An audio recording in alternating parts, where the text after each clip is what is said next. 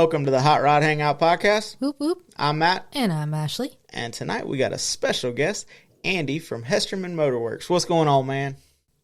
How's it going, gang? Good to see y'all. Oh, just living a dream down here in Florida. It's actually starting to get a little chilly.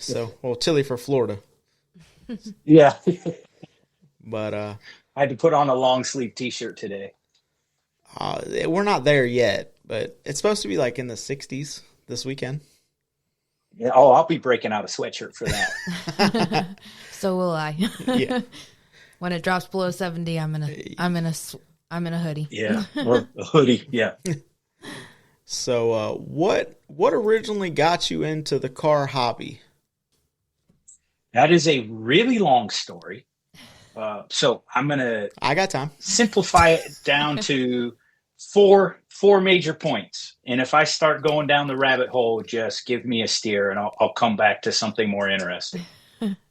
But it all kind of starts with my parents are products of the Great Depression.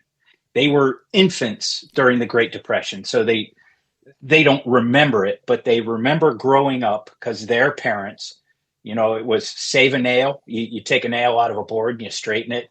Grandpa had all the coffee cans of nails out in the barn. And so my parents did the same thing. So if you wanted something, you did it. It's like your logo there, balling on a budget. So you save up $500, you go buy a piece of crap car and you start working on it, get it running. And that's really how I got into working on cars. And then the natural extension of that is, I want to put cool wheels on it, or I want to put a cool steering wheel in it, or I'm going to tint, or I'm going to paint. And it just grows from there. But that's the very, very beginning kernel was, I remember working on, was watching my dad and my older brother work on the family cars. This is a long, long time ago, before you guys were born. But back then, everybody did their own brakes, or the simpler repairs. Mm-hmm. That's just what you did, because why pay somebody else $80 to do it when you can do it for $20? I don't know what the prices were back then, and I'm talking about late '60s, early '70s. So I grew up with that. Older brother was into cars. And again, when I say into cars, nothing, no cool hot rods, but they were cool in their own right. He had a Fiat 850 that he bought. I don't know, it was probably $100, and it's a rear engine car, but the engine was all apart and in the trunk, which is in the front. So I remember watching him assemble that, and he bought new rings, but that was about it. And he pretty much put it back together. And I kind of played along with that as, little brothers do. Hey, don't touch that. Okay, I'll sit here and watch. Mm-hmm. But that kind of was the genesis. So that was point one. Point two was in late high school, just after high school years. That was me and my friends. That was us on Friday night, Saturday night. Somebody would go get a 12-pack, and we'd hang out in the garage and put new shocks and struts on somebody's car. Or, hey, I got this new short shifter. Let's put it on Friday. And we had a kind of a trickle-down effect for the different amounts of money that different friends had. Yep. And so one guy gets this fancy new shifter. Well, and the one that he's taking out is a little bit better than the next guy's normal shifter. So you swap that one in. So you'd end up swapping like 3 or 4 shifters on a Friday night with a 12-pack, or maybe a couple more than it's 12. Yeah. But you get the point. Yep. And it was really by coincidence there. And that's when I really started getting into Mark I VWs. So Mark 1s, I don't know, 75-ish to, I don't know, about 75. When you think of the original Rabbit, the original GTI, okay, the Mark 1 Scirocco, so maybe 74. This is after air coolers, so these are all water-cooled engines. 4 cylinders, and nothing crazy, but kind of the hot hatch era. Scirocco's and GTIs mostly. I had a Ford Fiesta, the Gen 1 Ford Fiesta, which is a total knockoff by Ford Europe. It's actually built in the UK, I believe. It's a total knockoff of the GTI. So my goal, and they are a third the price. So you could get at the time you could get a used one for $500. So I was trying to build a Ford Fiesta that would beat my friend's GTIs. So that was kind of, and then the extension of that was I started making it fairly cool, and you'd import stuff from Ford Europe, and you could get all the cool aftermarket stuff, center consoles and wheels, and intakes and carburetors and such, because there wasn't anything in the U.S. at the time. The cheap family of engines. There was some potential. Nothing, this is no really cool hot rods, but I'm 18. I've got maybe $25 a week to put into a car. And a couple other friends saw what I was doing, so they got Ford Fiestas, because you could pick one up for $500. And so we kind of had two lines. We had 2 Scirocco's, 2 GTIs, and 3 Ford Fiestas. And that was my circle of friends. Go. And that was Fridays and Saturdays. That's what we did. Well, I started graduating into the VWs a little bit, and fast forward 10 years. So I did other jobs. I joined the Marine Corps. I did all this other stuff, but I always was working on cars on the weekends and in the evenings and such. I get to flight school, and flight school is this crazy up and down of you work like mad, you're studying and you're flying and and then you'll have 3 days where you're doing kind of nothing. So I started flipping cars, going on. At the time, it was just in the want ads, but nowadays the equivalent of marketplace. Yep. And I bought a Ford Fiesta that needed a clutch. Bought it for $300. Put a clutch in it, sold it for $1,000. Hey, that was an easy $300. Honestly, what it did was fund more tools to get into bigger and bigger projects. I didn't really make any money at it, but for 3 years there, this is in Pensacola, Florida. For 3 years there, 2.5 years, me and a buddy, that's what we did on weekends. Kind of got into Mark 1 VWs because they were cheap by then. So this is in 2000s. So everybody's doing Mark 4s at that point. Mm-hmm. But the Mark 1s are still around, and they had just a little bit of cool factor because they weren't really old, but they were a little bit old. Yeah. So they weren't classic expensive. Nowadays, I can't afford to buy a Mark 1. Mm-mm. But it kind of stayed in that genre of car, kind of the hot hatch tuners, Euro tuners. Never really went into the BMWs. I did some other stuff. I had some other cool cars.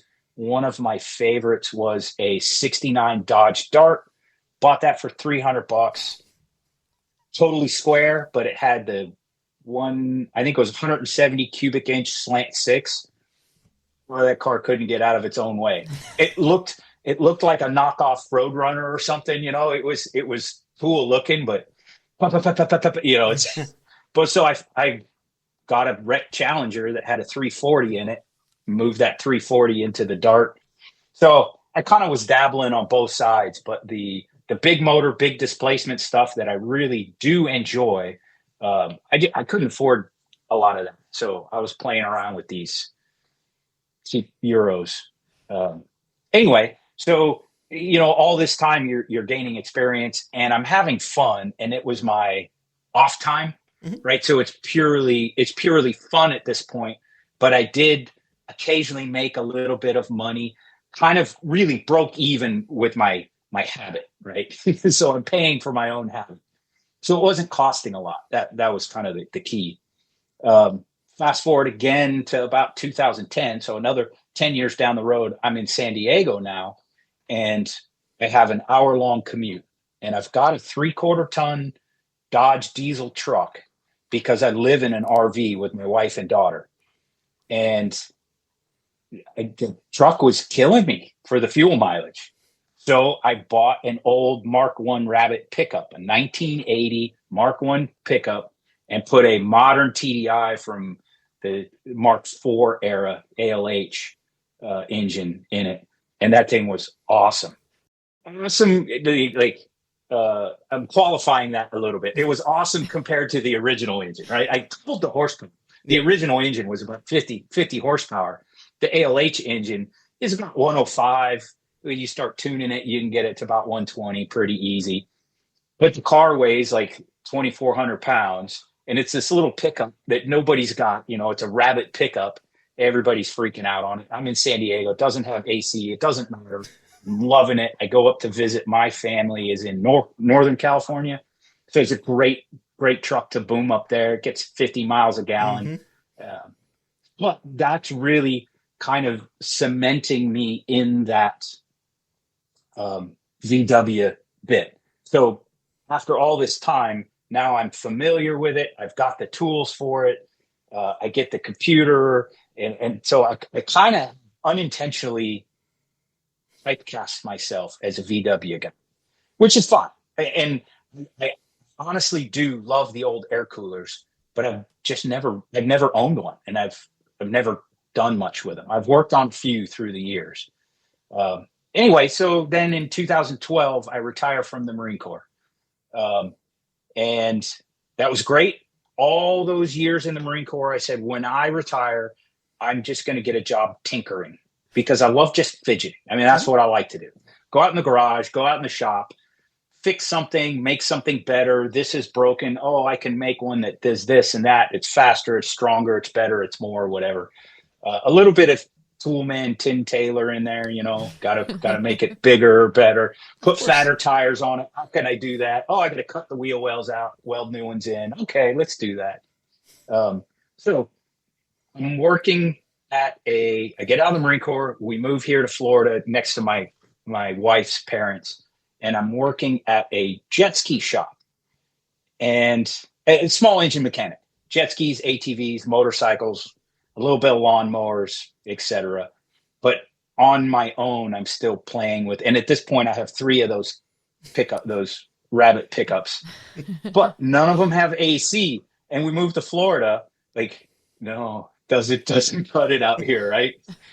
I cannot have a car out here without AC. So I'm working at the jet ski shop. And so 2 things kind of going on at the same time here that got me to where I am. And I'm almost done. I'm getting to my last point of how I got to where I am.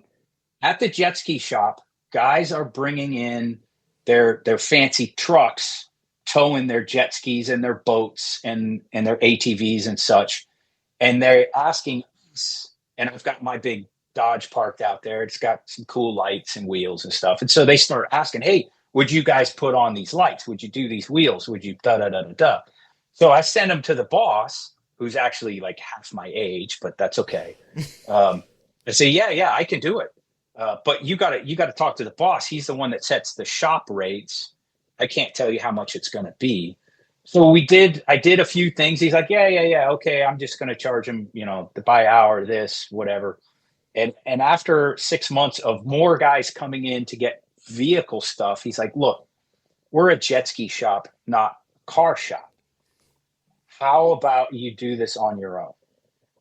Awesome. That was perfect, because I really wasn't, I'll just say it this way. I wasn't real happy with my compensation doing, what do you call it when you get paid by the job? Piece rate or piecework. Yeah. Piecework or put a new starter. That's 1.5 hours for this ski. Book time. Well, the starter you put in there's something wrong with it because the guy brought a used one in. So now you take it back out. And by the time it's all said and done, you've worked 4 hours and you're getting paid 1.5. Nothing against the shop, nothing against the guy that hired me. We're good friends still to this day, but I wasn't really happy there. So, and you can only do so many oil changes on a jet ski before you're just kind of like, yeah, okay. Yeah, that's a double-edged sword, because working piece rate, you can make a killing, but you could also lose your one stuck bolt, didn't buy that tool, right. Or a broken bolt or anything like that holds you up, and now you're doing that job for free. Yeah. Like especially in boats, with water, all water, salt water. and it's all saltwater here. So Yep. yeah, and we were having a blast. We were taking jet skis out into the surf every weekend and doing backflips off the waves. But you break a lot of stuff doing that, and the saltwater exposure and all that. And you're exactly on target. The rate, job rate versus by the hour it's a double-edged sword. You always, the grass is always greener. You always think it's going to be better doing the other way. But at the same time, I'm tired of trying to make these old 1980 kind of, and they're rusting because I bring them out here and it's so humid and it rains all the time. And so my collection of VWs is kind of rusting away, and I'm trying to make them daily drivers here, and it's just not working. And that's when Smith Performance, a buddy of mine who's another car guy, goes, "Hey, you got to check out this company." Mark Smith of Smith Performance had just come out with this Jetta pickup. So there's a long story behind Smith Performance. I won't go into that. People can look that up. And maybe we could do another podcast. We'll chat about that later, bringing Smith Performance in. But he makes this kit to take a Mark IV Jetta, which is 99 to 2005, and make it a pickup. Awesome. It's a complete kit. That car actually exists elsewhere in the world, but VW doesn't import it to the US. So it's totally a modern version of what I was playing with, the Rabbit pickups from the 80s. So instead of trying to make them a modern car, let's take a more modern car, airbags, AC, a little more comfortable, better sound attenuation, so you're not going deaf driving it down the interstate, and make it the pickup that I'm after. So I built one of those, decided I didn't quite like how it came out. I wanted to do something different, but I couldn't I needed to do the modification before I made it into a pickup, because now I couldn't get to it. So I sold that one, ordered another one, and then that's kind of how it evolved. Two things really helped me out. One, I made a video of building the first one and gave it to Mark at Smith Performance. He put it on his webpage, and I don't know if you count it as viral, but it got 6 or 7 million views. So learn two things out of that. One, all right, keep the rights to your own videos. Yes. No offense to Mark. I gave it to him. I didn't think it would do that. And so, and two, that put me in his good graces and kind of made a name for myself in the Smith Performance world. That was fairly early in the Smith Performance development of his company. So I became a name sort of associated. So I got asked a ton of advice. Other builders would say, "Hey, how do you do this?" Blah, blah, blah. So I started making videos of how-tos. And that just kind of escalated. He came out with the Beetle kit in 2019, sent me the first kit. Said, "I'm going to send you this kit. Do the same thing. Make the videos. You can keep the rights, but let me hang it to his website." Did the same thing. It did the same thing. 4 or 5 million views. Put it out there, and I love that car. Somebody bought it, built another one, and here we are 20 cars later, and that's about 80% of my work is building Smith Utes. That is actually how I found you originally before we started the podcast. Was I was listening to Mark on the Roadster Shop podcast, and the split and all of that. And like you said, that's a long story, but the split and everything like that. And then your name got brought up on that podcast, and I was like, oh, okay, so this guy's doing that. So then I went and I was like, hell yeah, we could. That's definitely something cool, because I don't know. Utes are kind of like mullets, and I can't grow hair, so it's like the closest thing I can get to it. So, and like I've always loved the old school rabbits and stuff like that. So I was like, well, this is basically my way of making it, And neither one of our cars that we build, our classic cars, have AC either. So, yep. The Model A is only going to have a windshield. It's not even going to have windows. So, but yeah. So I seen you, and then I started following you on my personal page, and then, like I said, when we started the podcast, you had posted something, and I was like, oh man, I'd love to have him on, and that all just started reaching out, and it was you know, I always say like this brings people together, friends that you've never met, but it's kind of like once you get talking with car people, it's like you're old school friends. You know them forever, you know? Yeah. So, yeah. Well, when you contacted me, just kind of an incidental story here, you contacted me while I was in the UK, 3-4 weeks ago when you first messaged me. And I was like, hey, hell yeah, man, that'll be fun. Except I'm in the UK right now, so it's a little hard. But I linked up with a couple of Smith Ute fans that have built the Beetles while I was there. One of them was about an hour and a half from where I was staying. I said, hey, bud, I'd like to come meet you. You know, I see your stuff. And we had conversed a little bit online. And he'd watched my how-to videos and asked me a couple questions. And like, hey, how about if I try it? Anyway, long story short, I think, hey, Friday, I'm going to come down.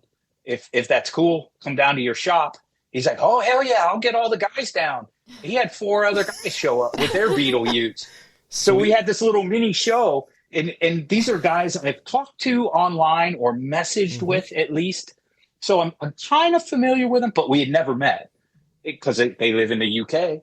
And it was like you were just saying, you know, it's like mother from another brother, you know, or no, I said that backwards. You know what I mean? Brother from another mother. That's what I'm trying to say. And so we hung out all day having tea. It was a little bit drizzly and cold and chatting about Beetles and Utes and Smith Performance and this and that. And we just had a blast. And it was like I'd known those guys for years. And I have that happen to me quite a bit because of the videos and because I used to be a lot more active with Facebook and Instagram than I am now, just because it started taking away from me getting stuff done in the shop. I can't afford to spend all day on. I also have quite a few, like how to do a transmission swap in a Mark IV. Like if you got an automatic that's dying and you want to put a manual in, and I get 5 or 6 a day. And I love talking with those guys, but I just can't afford all it for free. And haven't capitalized on it. Somehow I got to work that out. Anyway, so all these people kind of know who I am. So I'll show up in Albuquerque, doing a cross-country drive out to see my parents. And, you know, some guy will pull up, hey, Hesty, how's it going? I'm like, But then you start chatting like, oh, yeah, you're the guy that was asking me about, you know, putting a hitch on or the hinge bed floor or whatever. And it's awesome community. That's the one I'm most involved with is the Utes, but that's true in the car world in general. Oh, yes. You know, like every community, whether air cooler VWs, Chargers, Model A hot rods, Model A restorations. I mean, any of those communities, especially with internet now, it's like, you know, guys that you've never met them, but they're like buds. And then if you're lucky enough to get around and meet them in person, and anyway, the car community, it's a good community. Doesn't even necessarily, you don't even really have to be doing the same stuff. Model A guys don't like what I'm doing to my Model A. I'm ruining the car. Well, every community has tiers, and I mean tiers as in levels, not as in crying because you're cutting up the S4. I cut up an S4, an Audi S4 to make a Ute, and I got some hate for that. You can't cut up and Audi guys are different than VW guys. Oh, yes. It's the same company, but it's a completely different breed of guy. Or folks, women too. And they'll, like, VW guys, like, they'll take a Sawzall to the car in a heartbeat. Audi guys, not a chance. No. Yeah. And so every community has their little. Oh, yeah. But I mean, their little things. I have a few friends that I've actually talked to in person, know them, and they build awesome traditional hot rod Model A's, you know, 32 coupe, stuff like that. And I'm kind of the fringe. And they ask like, hey, why are you doing that? The Model A has a 14-inch kick up in the front end. You know, why? Oh, because there's air ride hidden in it. Well, you could have got it low. Okay, but it's on the ground.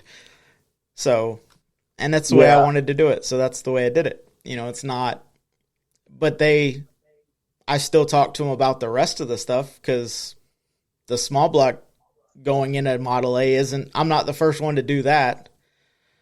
So they'll talk to me about that, and, whether it's, hey, I'm trying to do a cow steering, because with the suspension going up and down, obviously a Vega box or something like that would give me tons of bump steer. So yeah, I'm like, hey, this is really traditional, guys. Like, I need cow steering. Oh yeah, we can tell you all about that. I'm like, okay, cool. So you just gotta, there's an avenue for everybody, and there's room for everybody. We do a cruise in, and we had a couple Hondas and a couple Saturns come last month, and I was like, that's awesome. Like, and stuff, old stuff, jacked up stuff, on the ground stuff, just. It was like we were chatting the other day. Like, I love car stuff. It's not all my style. Oh yeah. But I appreciate it. And most guys, folks are the same way. Mm-hmm. That, okay, the big kicked up exhaust, that's all the rage in Japan. It's not my style, but okay, yeah. Like, that takes some figuring out to do.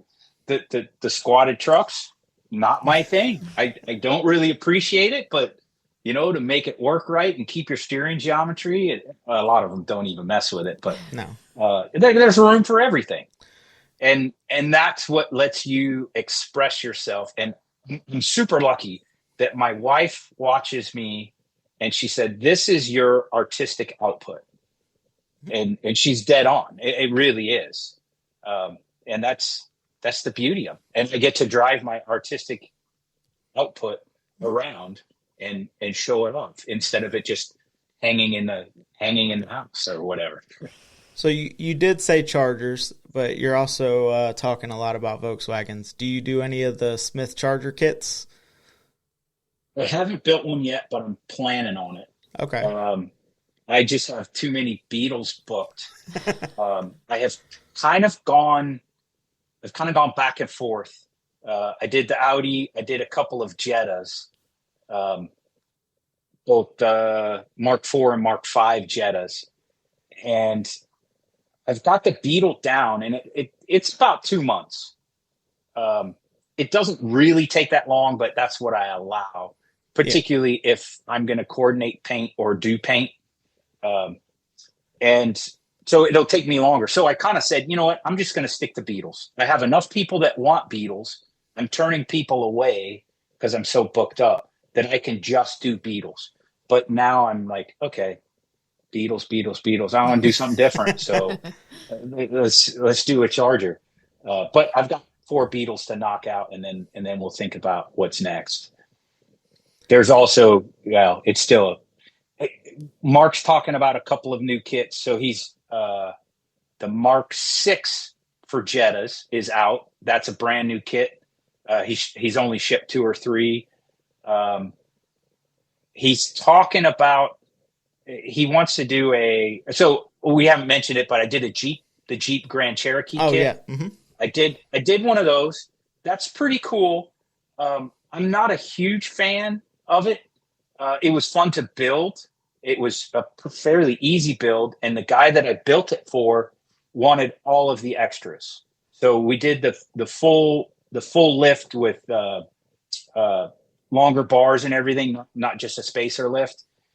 Put lockers in both axles, did all the rock sliders in this big, it looks like the front of a train. But anyway, that customer, and he lives in Hawaii. So that car shipped out to Hawaii. It came out really cool, and that was a really fun build, because he just like, hey, I got a problem with pigs. I hit pigs in the morning all the time when I'm driving it at sunrise. Okay, let's build you a big cage on the front of your car to push the pigs out of the way. Yeah. And he was like, yeah, that sounds cool. So it was really fun doing that build. And I got to play with some other, more 4-wheel drive stuff. But Mark wants to do an upscale. So it might end up being Land Rover LR3, LR4 he's talking about. The 300, he's come out with a kit. It's not on the market yet, but coming close for the 300, which is basically the Chrysler 300. Yeah. Is basically same thing as the Charger. The floor pan is the same. It's just the body works a little bit different. Again, the 300 isn't my style, but it'd be fun to build one. Be something different. So yes, I am planning on doing some Chargers, particularly that Charger prices have come down. So that helps. Yeah, that was one reason why I strayed away when I first was looking at his kits. And I don't remember, I don't think it was you, but somebody was talking about the kits and, oh, you could do this for this. And I'm like, where are you buying a Charger for that price? Because I can't find a V6 version of the Charger for that, which, you live in Florida as well. So you understand that Florida prices for vehicles are a little strange sometimes. Yeah. And Mark will, he does live drives almost every day, and I tune into most of them.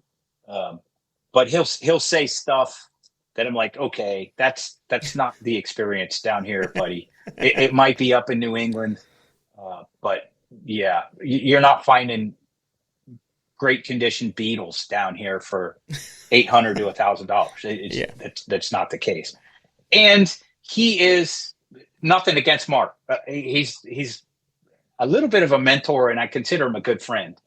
But he is one of those guys, and I know a lot of mechanics that are like this, and I get this way myself sometimes. Oh yeah, we're just gonna, we'll just cut that off, weld it, Yeah, a couple hours. Yeah, 3 weeks later, you're still not done, right? Yeah. Mm-hmm. But when you're talking about it, it's so like, yeah, you could build one of these in a weekend. No. I mean, yeah, but no. Well, I mean, and a lot of even non-mechanic type people get that sense from watching, Power Block on Spike TV.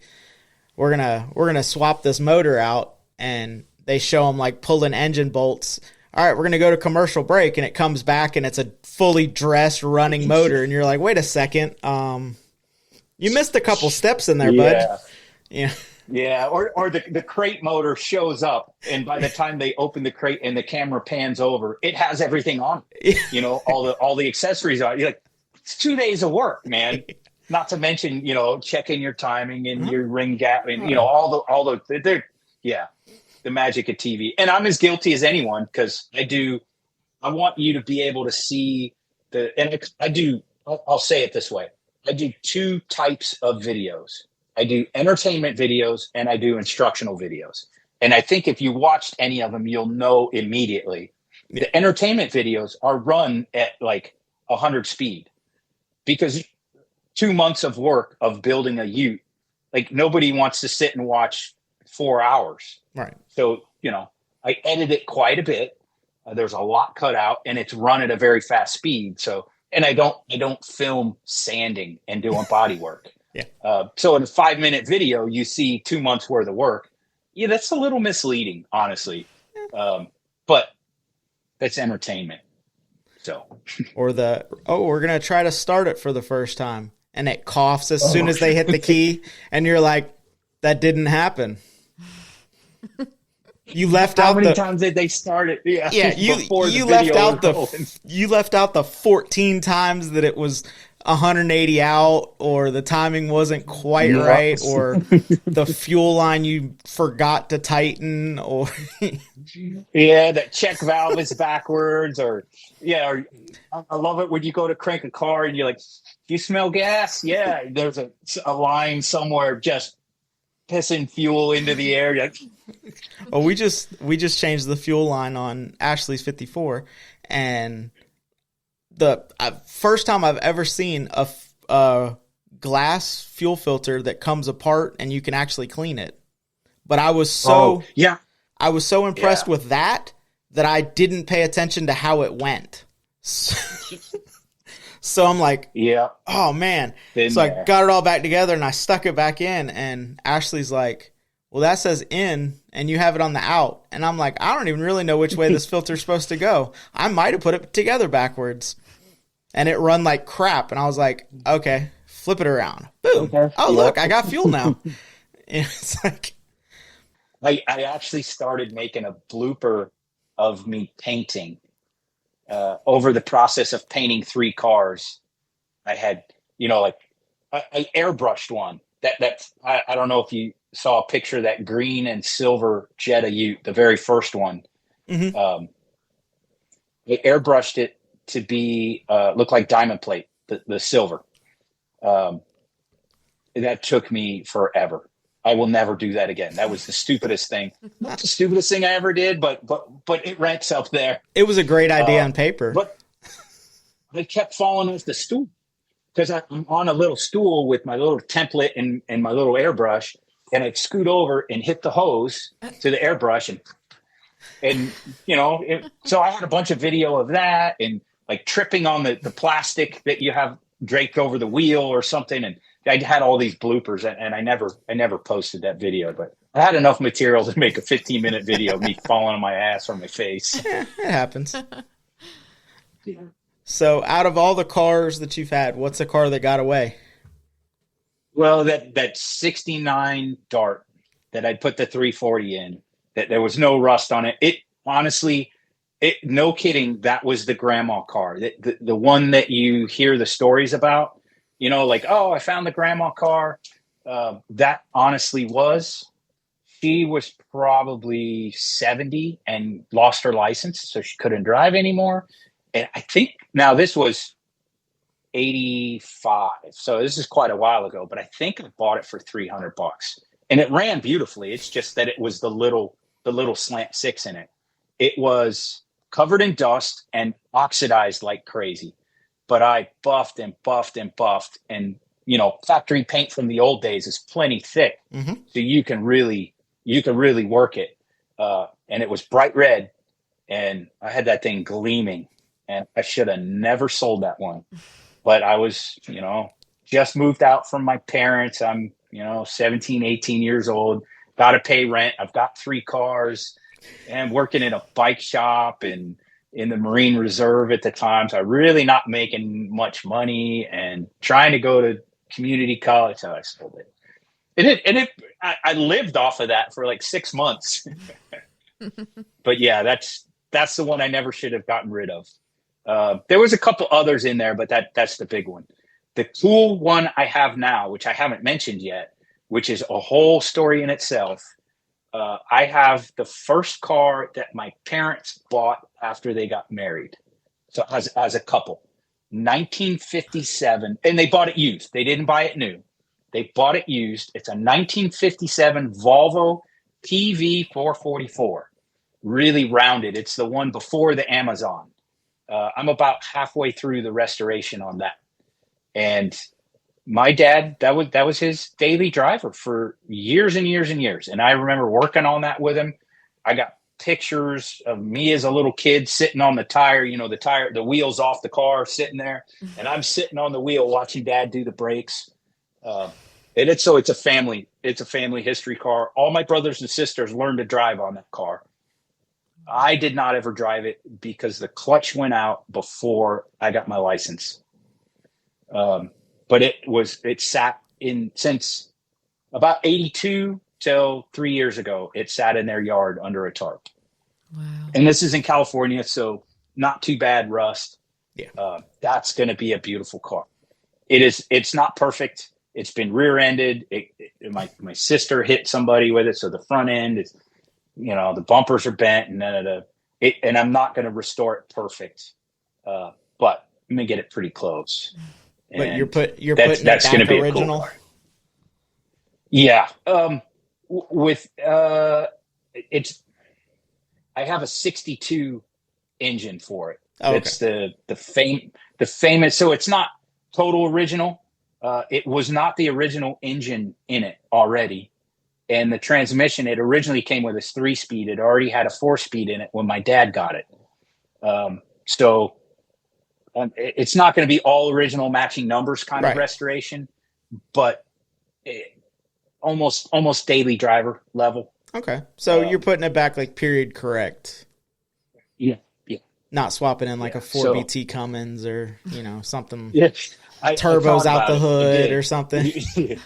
My brother would never let me. My brother is a traditionalist. Oh. And half of my cars, he has his own junkyard.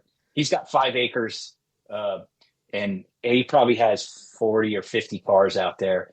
Half of the cars I either blew up or wrecked, as back in the old days, are in his junkyard.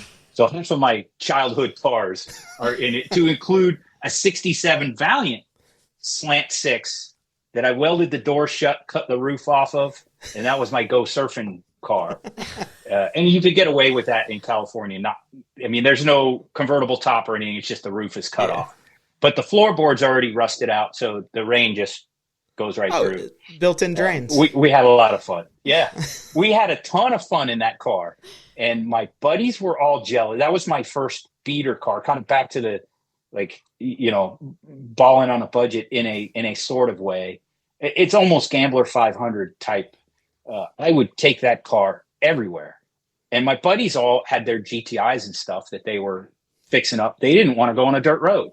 And I'm like, oh, hell yeah. Friday night, idiot youth looking to get into trouble. And we're going down horse trails and stuff. One night we found a barrel. It's just somebody had burnt out it's a 55-gallon barrel. So we see how fast we could push it down the road. Sparks flying. And they all thought this is the coolest thing ever. And, I don't care. It's a piece of crap car, right? So it doesn't matter if I scratch up the bumper. They wouldn't dream of doing that in their cars. So they were kind of jealous. Oh, yeah, Hesty's got a beater. That's fun. Well, and those cars, that's where most of the cars that we're hunting for hard now went. Because at the time, they weren't anything special. Yep. The darts and the Valiants of that era were a dime a dozen, and that's why I had 3 of them, because I could get them for cheap back then. And nowadays, you can't afford to get a Roadrunner. A Roadrunner is one of my bucket list cars, but a rusted out Hulk is like out of my budget. So yeah, that's maybe if I win the lottery, but a Dart, you can make a tribute, or whatever you want to call it, out of a Dart. It's got very, very similar lines. It's a little bit smaller, A and B bodies and all that bit. But the Darts are crazy expensive. The Valiants, had a buddy had a 63 convertible Valiant, bought it for $200. And that car today, holy crap, I can't even imagine how much that'd be. Same with the air cooler Beetles, or air cooler VWs, I should say. Another bucket list car is a 21 window bus. And I'd love to do a Subaru swap, even like you were talking about with your Model A. I'll get some hate for that. Like, oh, you can't swap engines. But that little boxer engine in that thing, and then you could put AC in it. Oh, that would be so cool. But yeah, they start at $20,000. Yeah, that's out of my budget at the moment. We went up to Don Garlitz's Mopar show, and there was a guy there that had a Roadrunner that he had just finished, and I was like, oh man, this, really good job. And he painted it black, so it was straight. It was a very well done car. And he's like, yeah, I traded my 38 coupe done hot rod for the shell. And I went, huh? And he's like, yeah. And I was like, okay.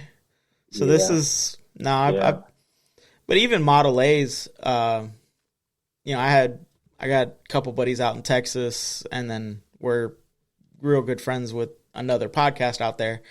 And I was talking to one of the kids I went to school with that ended up out there. And he's like, hey, are you still looking for a Model A? And I was like, no, I found one. Why? And he goes, I just had a guy come to the shop, and he drove by the shop. And I was like, okay. And he's like, yeah, he had a Model A. He wanted $250 for it. And I was like, huh? And he goes, yeah, they were going to take it to scrap. And I'm like, huh? no. I'm like, no, what are you talking about? And he like C10s out there are cheap. C10s here are ridiculous.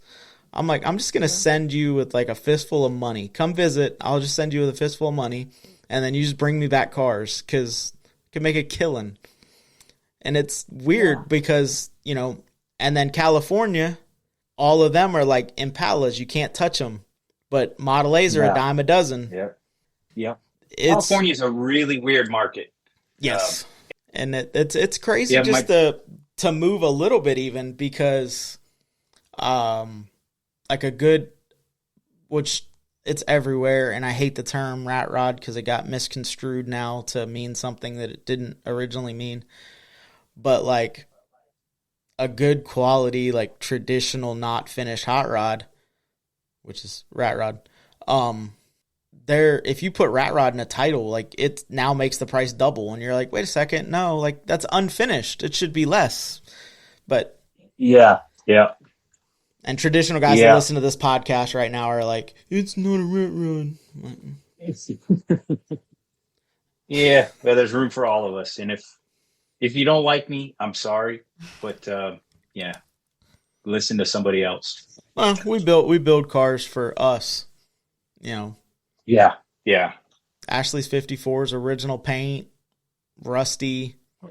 When we get to it, we'll probably fix the big holes, but I'm not stressing if it's not perfectly straight. You know, it's a survivor car. Yeah. And I enjoy history and stories. Mm-hmm.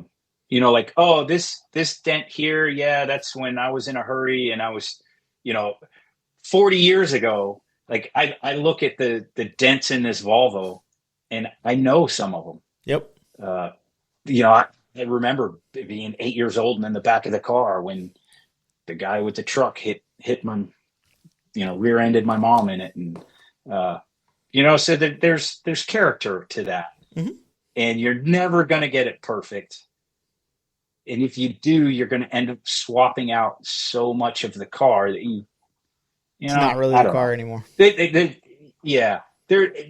There's room for everybody. I honestly, I love a Sunday driver or a true show car. There's another term that gets misconstrued a bunch as a show car.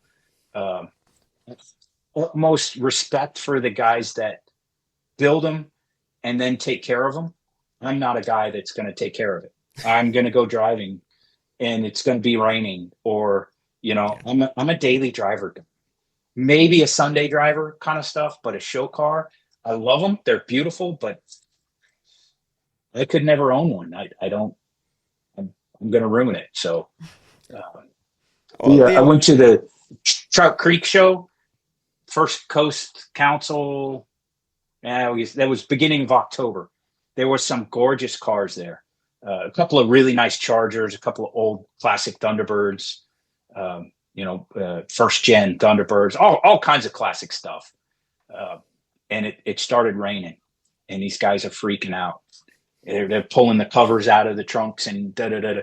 And I've got the Audi down there. And I'm like, hey, I'm ready to go driving. This is all-wheel driving a V8. This is what it's most fun to be out on the roads when it first starts raining.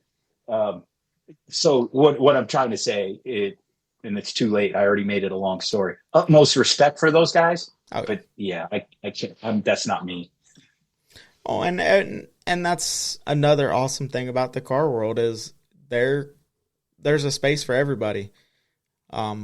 Pretty much every weekend somewhere in America is one of those car shows. And there will be everything, and I love that with car shows. Oh yeah. Cars and Coffee is a great intermediate. Yes. I love Cars and Coffee because you will see the guy that's got the bone stock, whatever, and he just keeps it really clean. Hey, that's cool. That's a really clean, whatever. And then there's another guy that's got a show car. And then there's another guy that just welded a bunch of crap on his car. And then there's the Gambler 500 guy. And like, you just walk down the row having your coffee like, this is cool. This is all gearhead stuff. I'm into it. Yeah, that's why we started the Cruise In. It's not a car show. Bring your cars, BS, meet new people, catch up with people that you haven't seen in a month, go grab some food, maybe an adult beverage, get back in your cars and go to the house. And much more fun at a cruise-in type event than not worried about judge. Hey, my car's not done. My cars are never done. There's always something else I'm thinking of doing. Yeah. So, okay, I'm not going to go to a show because it's not really done, but I'll go to a cruise-in any day of the week. Yeah. Well, is there a show or event that you try to make every year, or every time it happens? Or no, the one down here at Trout Creek I really like. That's a cool venue there. So there's a lot of different shows that happen there through the year. But the one in the beginning of October, which is so there's an organization of clubs here in Jacksonville, First Coast Car Council, and they're kind of they help all the different clubs work together to do stuff. Because like if Jack's Dubs puts on a show, it's just going to be the VW guys. And that's fine, but it's cool if you can get some other Euro guys going and, make it more of a mix up. So they do a pretty nice job of including a bunch of different clubs. So that's one show I try to go. The Turkey Rod Run in Daytona, Thanksgiving coming up here. Yep. That's next week already. Yep. That's a pretty cool one. I haven't been in a couple of years. I took the first Beetle Ute back in 19, I think it was, and it outfield, not in the infield. That's where the high dollar stuff is. Hey, don't say high dollar. Michelangelo's going to be in the infield this year. Really cool. So no, there's not. Catch can, honestly. I do definitely lean more towards, and it's not cars and coffee anymore, but that's such a generic term to represent cruise-in. Yeah. But I prefer cruise-ins over shows just because it's bring what you got and talk car stuff, like you were just saying.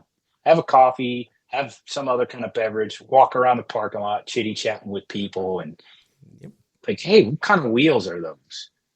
I don't know that era of car, so I don't know wheels or exhaust or shoot, the old guys who get them talking about SU carbs. The guys that run them and have learned how to tune them, they'll give you an hour dissertation on how to maintain SU carbs. And I don't know. I'm trying to learn because I'm going to need to on this Volvo, but that's fun. And I like, the driving, and I assume the Utes are the same way, but driving a classic car, everywhere you go turns into a conversation because people either have never seen one or it's been so long since they've seen one. Now they're reminiscing. They identify with the car. When we got Michelangelo, we had taken it for my birthday. Well, actually, I was going to trade the car and the deal fell through before we left. So I just unloaded the car and was like, oh, we'll take it to breakfast tomorrow for my birthday. And ended up at Market of Marion. They had a little cruise-in car show, whatever. And I was lazy. Like, our stuff's rusty, and I was lazy and I didn't want to walk. So it was like $5 to get in or $10 to park in the car show. And I'm like, all right, give me a car show. So we parked, right, and we're in a sea of shiny cars. And let me back up. So as we're turning in, one of the guys flips around and takes a picture, and Ashley's like, that guy just took a picture of us. And I was like, yeah, no, wasn't it awesome? And she's like, yeah. And I was like, you're hooked. You're in this forever now. So we're backing in, and like, it's like a zombie.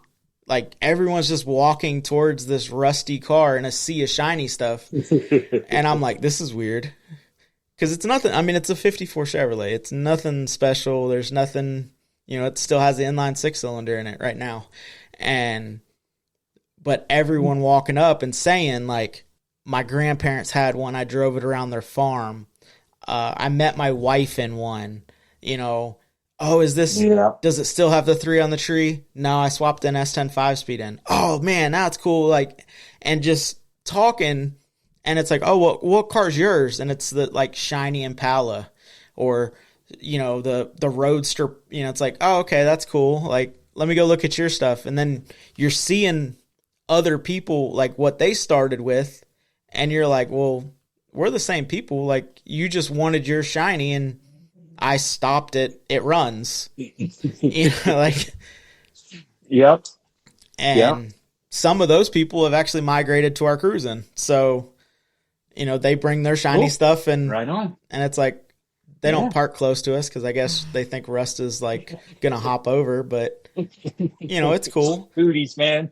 But I mean, me and Ashley took off. Andrew and Knuckles Novak, great people we met at one of our cruise-ins, had mentioned, hey, are y'all going to Jacksonville to the Saw Customs show at the Raw Music Festival? And I was like, no, I don't think so. And they're like, oh, well, we're going. And I'm like, okay, well, Michelangelo doesn't really do 3.5-hour trips. Like, that's not his game.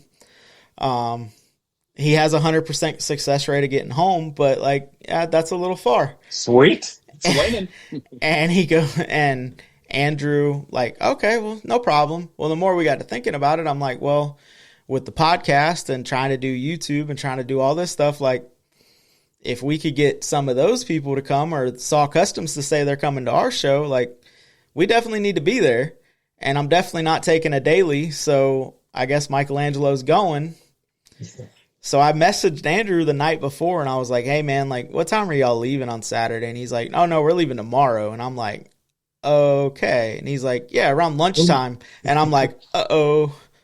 I'm like, okay, so I'll go get the car ready. And if we can cut in with y'all, like, we'll just ride over with y'all. And he was like, okay. Well, they waited for Ashley to get off of work so we could ride over together. So it's Knuckles pulling a Scotty camper with her 55 Chevy, and then me and Ashley in the 54, and it did great. It got over there. We show up at the hotel, and the guy's like, did you really just drive that here? And I was like, uh-huh. And he's like, where you live at? And I'm like, Bushnell. And he's like, where's that at? I'm like, 3.5 hours that a direction? And he's like, oh, well, are you headed home? And I was like, no. And he's like, did you just buy it? And I was like, no. And he's like, well, why are you here? I'm like, there's a car show tomorrow. He's like, oh, you're going to try to sell it at the car show? And I was like, nope, I'm going to drive it home tomorrow. And he's like, really? And I'm like, yeah. I know, I'm just as shocked as you are that it's here. Like, you know, I was proud of it. And the reason we did the fuel line was because we took it to the drag strip riot, and it doesn't like the interstate. So it vapor locked a couple of times and wasn't happy about it. But I did take a trailer to it, but it did fire up and it drove itself home. So there may have been a trailer that was sent for it, but it didn't load itself on the trailer. It drove itself home. So we're still good. Right on. So is there a show or event that you've never been to that you'd like to go to? Oh, I don't know. I'm not educated enough in the show world to really say. There's some places that I know have show, like you mentioned down at the Don Garlett's museum. I've been meaning to get down there for ages, so I got to try to link up with you guys in January because I want to go to that museum. You know, I live 2-3 hours away. I need to go to that museum, and the same for in Jacksonville, the Brumos Museum. I haven't taken the time to go there. I need to go there, and I know that parking lot is shows a lot of times. But back to the cruise-ins and shows, my favorites are the ones like you were kind of mentioning that the little corner ones that you stumble across. Mm-hmm. We've got Sunday a few months ago that just for kicks, I said, hey, honey, let's go to church and take the Audi. So we took the Audi to church, and on the way home, we saw this little show there it's a corner, you know, it's maybe 3/4 of an acre. It's a tiny show, maybe 40 cars. I'm like, and they just waved me in. Come on, bring it in. That's cool. Yeah. And so we just hung out, and I really enjoy those kind of shows. So, well, speaking of January 4th is the hangout at Big Daddy Don Garlett's Drag Race Museum. And, of course, you have a personal invite. And for everyone else listening, pre-registration ends December 1st. And pre-registration comes with a little goodie bag. Save $5 and you get some merch. So definitely go check that out. And everything in the merch bag you can buy, but it would definitely be cheaper if you just pre-register. So, and it's all cars welcome. We're not doing a top 30. We're doing some podcast picks. My mom's doing a Mom of the Podcast award. Our sponsors are building trophies, and a couple of the car clubs are bringing trophies to do their pick. But the only 3 picks that I am concerned with is my pick, Ashley's lady driven pick, and the furthest distance traveled. If you have a problem with any of the other ones, go take it up with the people that didn't pick you. So right on. Sounds cool. So tell us, we've talked a little bit about Hestermann, but tell me a little bit more about your company. How do people get in contact with you? You know, do you help with builds, or are you more the drop your car off and I'll call you when it's done? It depends on the schedule. I do it all. Okay. I've done 4 builds at somebody else's shop. Guy in Albuquerque, I ended up going back and building a car for him in his shop. I built another one up in New Hampshire, one up in South Carolina. So I do that, but that's really odd just because it's time away and I like to not be in a hurry.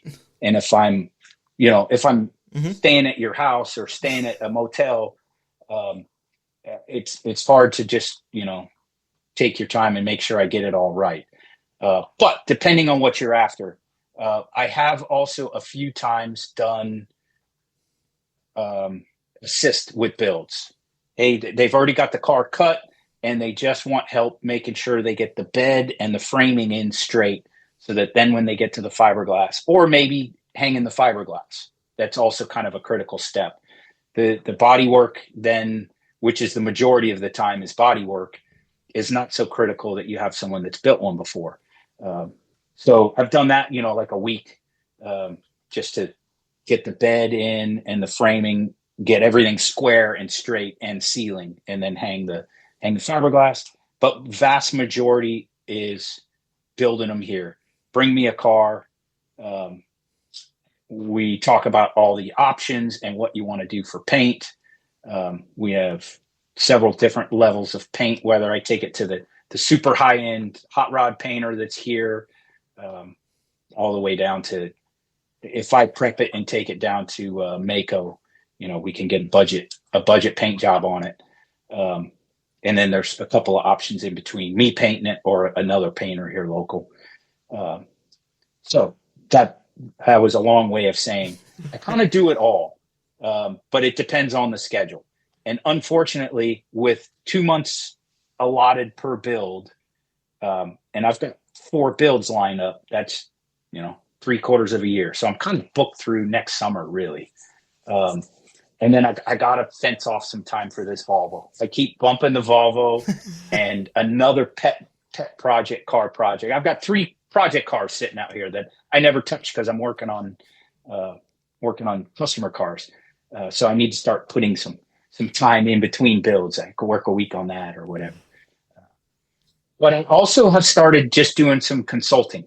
So for guys that are interested in building one, but are intimidated, we did the first trial run where we just did FaceTime and just charge by the hour. And I do my best to be concise and not tell stories the whole time and waste anybody's time and money. But it actually works pretty well with a iPad or a tablet of some kind. You can walk around the car and say, hey, this right here, how does that fit into this? Or what's the best way to rivet this? Or where does that bolt go? Or what have you? And that actually worked out pretty well. And that can help guys that or folks. And I say guys, and I really mean men and women in that. Yeah. that it's a little bit intimidating. It's super fun cutting the car up, but it's scary when you have pretty much a whole car and you're taking a Sawzall right up to it and you're like, man, I hope this is in the right place. And it's fun though. Once you get going, it's fun cutting a car up. I have probably 5 kids from the neighborhood that come over and help me cut a car, because it's where else can a 16-year-old go and get to pick up a saw and cut a car? Yep. And I enjoy it because it's fun getting them excited about car stuff and give them a place to talk about cars. And but so the point is, most of them are drop a car off, I build it, we ship it, you pick it up, what have you. I've shipped all over, sent them to Canada, sent that one to Hawaii, sent a bunch to California. I've done a few deliveries myself. I drove one out to Sedona. That was kind of fun, and then flew back. But that just takes time. So it kind of depends how the schedule's going. But if somebody's interested, give me a call, shoot me a text. So what I really appreciate, I think you're giving me time for here, is website, HestermannMotorwerks.com, Hestermann, 2 N's. Motorwerks is European spelling, Motorwerks.com. And then YouTube, I've got 2 channels on YouTube, but they pretty much mirror each other. Hestermann Motorwerks is one channel, and then Hesty32 is the other. I mix in some other stuff I do, and there's some adventure stuff and all kinds of other crazy stuff, but a lot of car stuff there. That's YouTube, and then Instagram and Facebook. You can also email me at andrew@hestermannmotorwerks.com.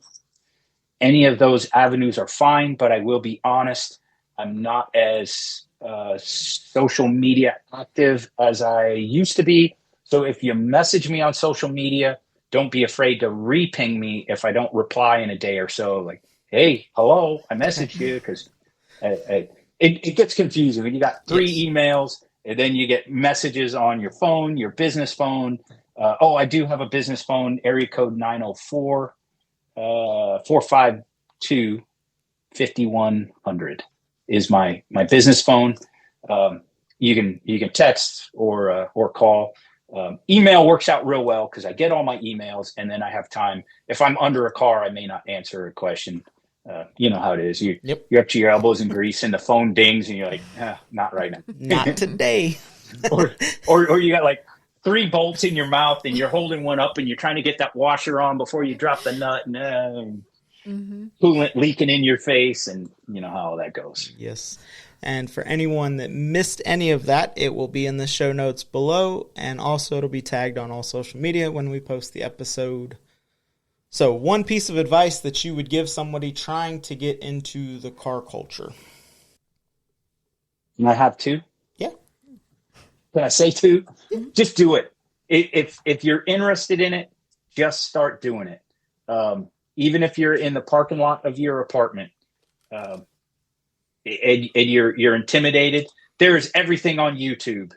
If you want to change the, brake pads are an easy starter. You can start with Harbor Freight tools, except don't get the Harbor Freight jack stands. But just start doing it. I mean, that's the way you kind of build your way up. Don't be intimidated. Give it a whirl. If you want to start with something easy because you're intimidated, that's fine. And there are plenty of cultures.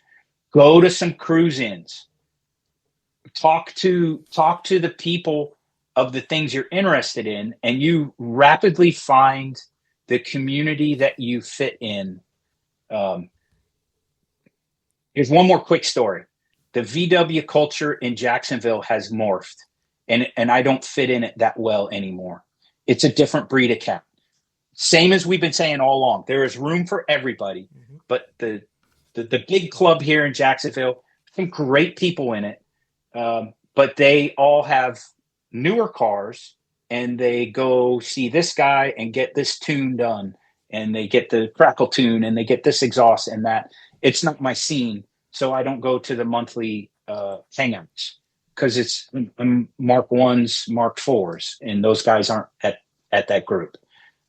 So go get out there. For the person that's interested, get out there, go to a couple shows. You find out every time you go to a Cruise In or a Cars and Coffee or Octane and whatever, all those different things, you find out about more. Mm-hmm. And then you can start kind of finding the place that you are comfortable with and the kinds of people that you like to chat with and hang out with. They're all fun, but you'll find your niche, and there is room for you. And it may be kind of like me. I don't exactly fit in any niche, but I'm comfortable in several, if that makes any sense. So there is room for the master of all. Here I go. Old man disease. Jack of all trades, master of none. You know, there's totally room for that. Mm-hmm. You don't have to have the shiniest, newest, latest, or the most classic period. Like, you can have 3 different wheels, and like you can go to the shows with that, or the cruise-ins, and have fun. So just do it. That's my long-winded advice. All right. Well, before we go through all of our sponsors, do you have anybody that you'd like to give some shout outs to? Well, I'll give a shout out to Smith Performance, because I love their product. Great people, family business. It's Mark and his wife, and then right now 2 of his sons are working there. Both the sons are great folks. All of them great folks. Love their products, and that's what keeps me in business, really. So that's my shout out. Smith Performance. Look them up, browse their stuff, and even if you just want some swag, they've got T-shirts and stuff on their website. Awesome. All righty. Oh, can I do another shout out here? Yeah. If you were interested, and this is on radio, so I have to remember not to. I do have a book out, so I'm always plugging that. It's not huge, but it's Tales of Marine Corps. It's not car guy stuff, but the crossover between car guys and military guys is enormous. It's amazing how many vets are in the car. So my book is called Radio Man, 25 Years in the Marine Corps, available on Amazon, Books A Million, and all that. If you just put in Radio Man Hestermann, it'll come up. It's pretty cheap on Amazon right now. The price floats, but I think it's $12 or $14. Some good stories in there, I think, because I wrote it. So of course I'm biased. So that was a self plug. Hey, that's what it is. Instead of a shout out. Well, appreciate it. Before we start with our sponsors, I do want to say thank you for your service. Yes. And make sure you go check out BP Customs on Facebook. And check out Throttle Addict using the code word Hot Rod for 15% off. And thank you to Johnny Jalopy, Hot Rod Art, on Facebook, YouTube, JohnnyJalopy.com. And check out Low Income Clothing and Low Income Photos on Facebook and Instagram. Father and son duo, making it happen. And thanks again to Wrenching for the Future, Facebook, Instagram, and TikTok. If you haven't went and checked them out, guys, go check them out. They're bringing kids back into the shop. They're trying to get shop class back into schools. It's very important to get the next generation involved. And also, I'd also like to welcome Ty Blend's Top Notch Barber Studio in Bushnell, Florida. He's the one that keeps my beard nice. Make sure you go show him some love.